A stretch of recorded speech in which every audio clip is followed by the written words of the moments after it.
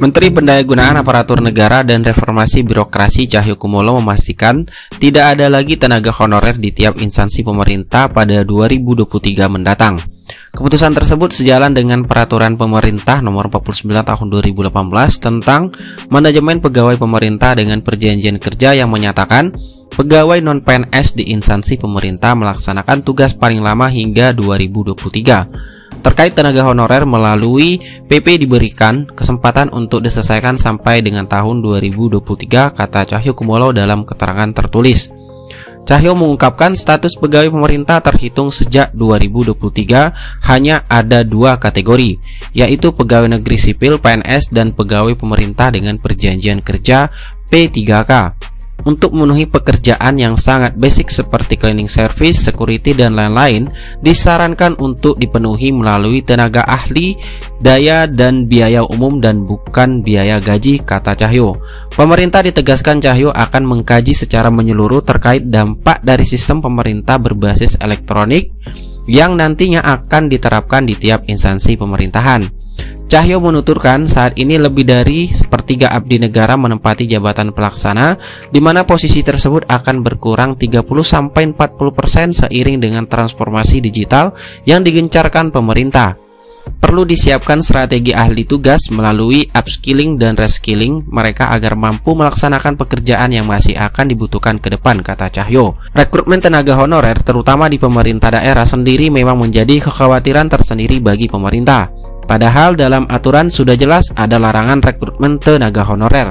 Hal tersebut telah diatur dalam Pasal 8 Peraturan Pemerintah Nomor 48 Tahun 2005 dan Pasal 96 PP Nomor 49 Tahun 2018. Cahyo menegaskan instansi pemerintah akan diberikan kesempatan dan batas waktu hingga 2023 mendatang untuk menyelesaikan permasalahan tenaga honorer yang diatur melalui peraturan pemerintah. Adanya rekrutmen tenaga honorer yang terus dilakukan mengacaukan hitungan kebutuhan formasi ASN di instansi pemerintah. Hal ini juga membuat permasalahan tenaga honorer menjadi tidak berkesudahan hingga saat ini, katanya. Oleh karenanya diperlukan kesepahaman atau sanksi bagi instansi yang masih merekrut tenaga honorer, pungkas Cahyo. Nah, terkait dengan untuk nasib guru honorer tentunya berdasarkan dari Raker Kemendikbud dengan Komisi 10 beberapa waktu yang lalu bahwasanya untuk rekrutmen P3K guru itu masih akan berlanjut di tahun 2022 dan juga berdasarkan surat edaran yang sudah disampaikan oleh Kemenkyu bahwasanya itu perkiraan formasi P3K guru tahun 2022 itu sebanyak 758.018 orang. Menyampaikan kepada Bapak Ibu Komisi 10 bahwa rekomendasi panja ini sudah kita tindak lanjuti, misalnya melanjutkan seleksi 1 juta guru P3K yang sebelumnya mungkin dikhawatirkan akan berhenti saja, tapi kita ingin memaksimalkan, mudah-mudahan dengan Permenpan baru nanti kita bisa lebih besar lagi.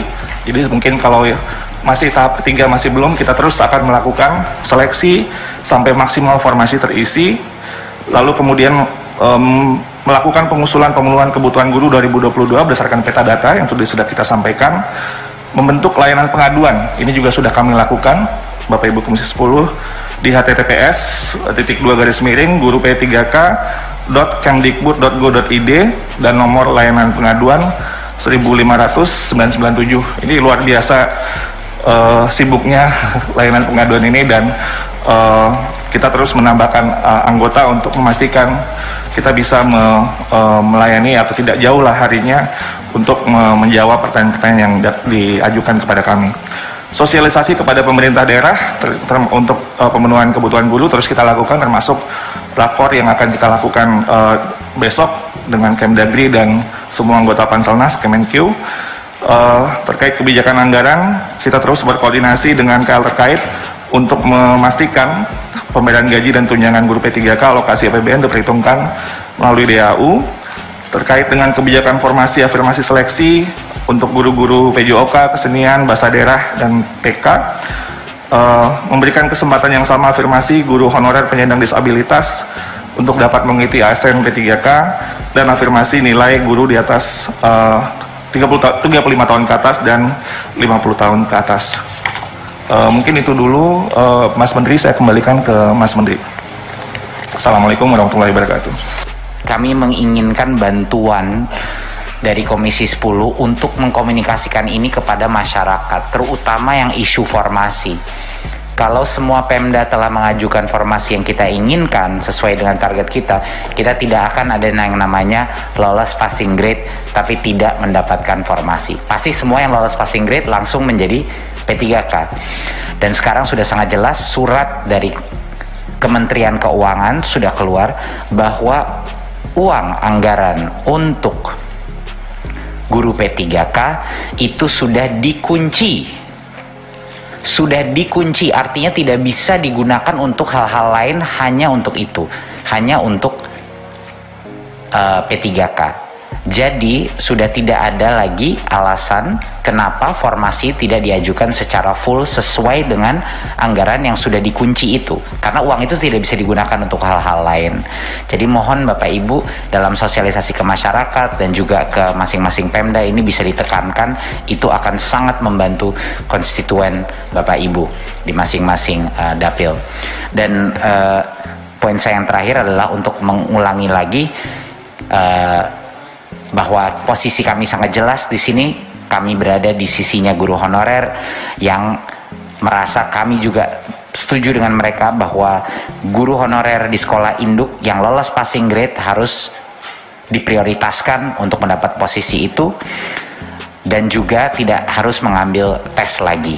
Jadi itulah permintaan kita terhadap perubahan yang kami ajukan kepada Panselnas.